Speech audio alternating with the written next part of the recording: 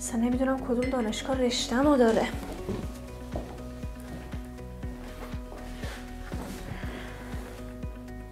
آخه ثبت نام دانشگاه مونده.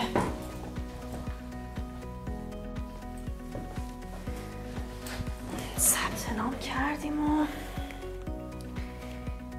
مدارک رو نفرستادم برای ترجمه.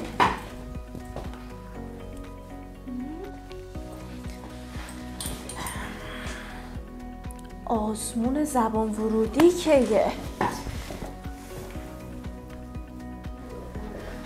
اومدی؟ آره خورد شدم. اصلا نمیدونم درستم انجام دادم یا نه.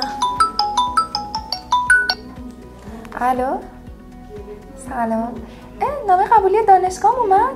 ممنون. پس من الان مستقیم میام دانشگاه. من باید برم. خداحافظ.